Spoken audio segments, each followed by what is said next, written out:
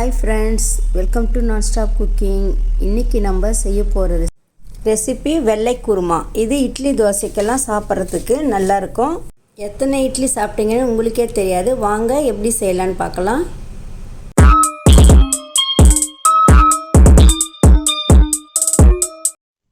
நம்ம இப்போ இந்த வெள்ளை குருமாவுக்கு ஒரு பேன் ஒன்று வச்சுட்டு இதில் 2 டீஸ்பூன் எண்ணெய் விட்டுக்கலாம். இப்போ இந்த எண்ணெய் காஞ்ச உடனே நான் ஒரு அரை டீஸ்பூன் சோம்பு போட்டுக்கிறேன். இதுலயே 2 பெரிய வெங்காயம் கட் பண்ணி வச்சிருக்கேன், அதையும் இதுலயே போட்டுக்கலாம்.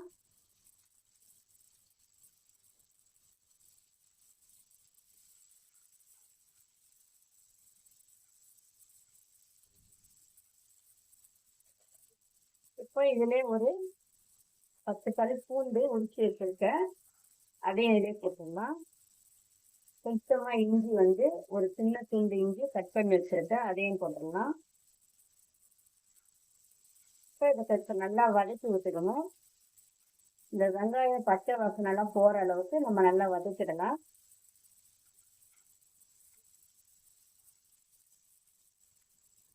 இப்போ இந்த வெங்காயம் நல்லா வதங்கிடுச்சு. இதுலயே நான் ஒரு 5 பச்சை மிளகாய் போட்டுக்கிறேன். இதுல அதிகமா காரம் இருக்காது, பிஞ்சி மிளகாய் தான் இது. நீங்க காரத்துக்கு தகுந்த மாதிரி நீங்க மிளகாய் போட்டுக்கோங்க. நம்ம இதுக்கு மிளகாய் தூள் மஞ்சள் தூள் எல்லாம் எதுவுமே போட போறது இல்லை. அதனால நம்ம காரம்னா இந்த பச்சை மிளகாய் காரம் தான் இருக்கு. அதனால நீங்க காரம் உங்களுக்கு எந்த அளவுக்கு தேவையோ அந்த அளவுக்கு போட்டுக்கோங்க. இப்போ இந்த பச்சை மிளகாவும் போட்டு நல்லா வதக்கியாச்சு. இதுலயே 2 டீஸ்பூன் பொட்டுக்கடலை போட்டுக்கலாம்.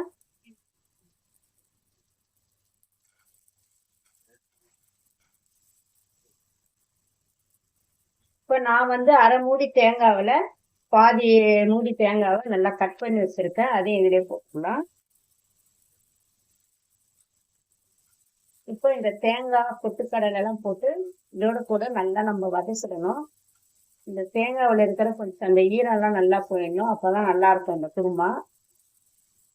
இப்ப நம்ம இந்த வெஜிடபிள்லாம் போட்டும் செய்யலாம். நான் எனக்கு பிளைனா தான் செய்யறேன், ஈஸியா சீக்கிரமா செய்யற அளவுக்கு காய்கள்லாம் போடாம தான் செய்யறேன் நானு. இப்ப பாருங்க, இதை நல்லா நம்ம வதக்கியாச்சு. இப்ப இதை நல்லா நம்ம ஆற வச்சுட்டு மிக்ஸி ஜார்ல அரைச்சி எடுத்துட்டு வந்துடலாம். இப்போ நம்ம அதே பேன் வச்சுட்டு ஒரு 2 டீஸ்பூன் எண்ணெய் ஊற்றி கொஞ்சமா சோம்பு போட்டுக்கலாம். ஒரு சின்ன சைஸு பிரிஞ்சி இலை, ஒரு 2 பட்டை, ஒரு 3 லவங்கம் போட்டுக்கலாம். இது கொஞ்சம் நல்லா வறுபட்டதும் நான் ஒரு பெரிய சைஸ் வெங்காயம் பொடியா கட் பண்ணி வச்சிருக்கேன், அதே இதிலே போட்டுடலாம்.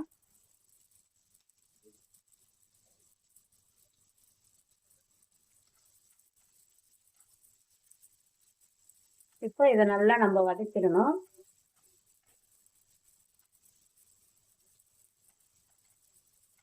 இது நல்லா வெங்காயம் பச்சை வாசனை போற அளவுக்கு நம்ம நல்லா வதக்கிட்டு, ஏற்கனவே நான் வெங்காயம்லாம் அரைக்கிற இதுல போட்டு அரைச்சி வச்சிருக்கேன், 2 பெரிய சைஸ் வெங்காயம்.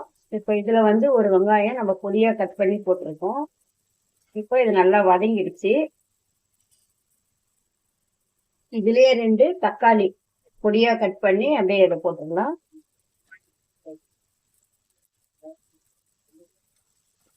தக்காளி ரொம்ப அப்படியே குழையக்கூடாது, குழைஞ்சிச்சுன்னா நம்மளுக்கு கலர் மாறிடும் குருமா.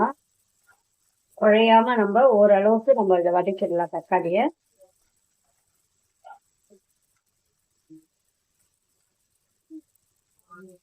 இப்போ இந்த வெங்காயம் தக்காளி நல்லா கொஞ்சம் வதங்கிச்சு பாருங்க. நம்ம இந்த தேங்காய் வெங்காயம் இஞ்சி பூண்டெல்லாம் போட்டு அரைச்சி வச்ச இந்த பேஸ்டையும் இதுலயே போட்டுடலாம். போட்டு இதையும் சேர்த்து கொஞ்சம் லைட்டா வதக்கிக்கலாம். இது ஏற்கனவே நம்ம வதக்கினது தான், அதனால சும்மா லைட்டா வதக்கினா போதும்.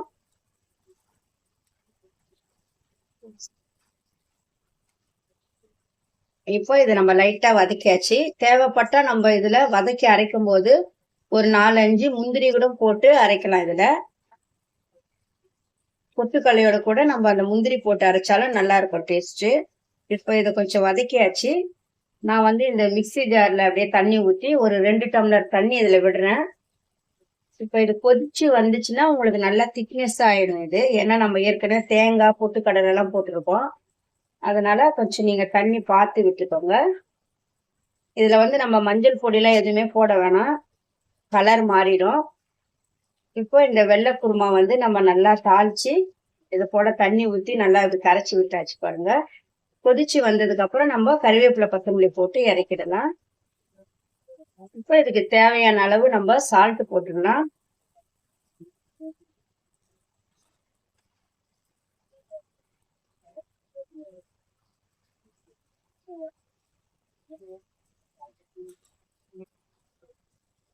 இப்போ இதுல வந்து நம்ம கறிவேப்பிலை கொத்தமல்லி எல்லாம் போட்டுடலாம்.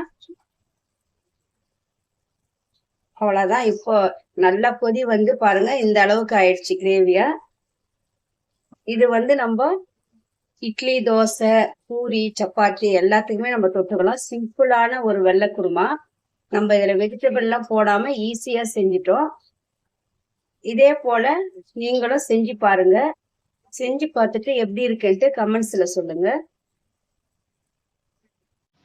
இந்த வீடியோ உங்களுக்கு பிடிச்சிருந்தா லைக் பண்ணுங்க, ஷேர் பண்ணுங்க, கமெண்ட் பண்ணுங்க, சப்ஸ்கிரைப் பண்ணுங்க.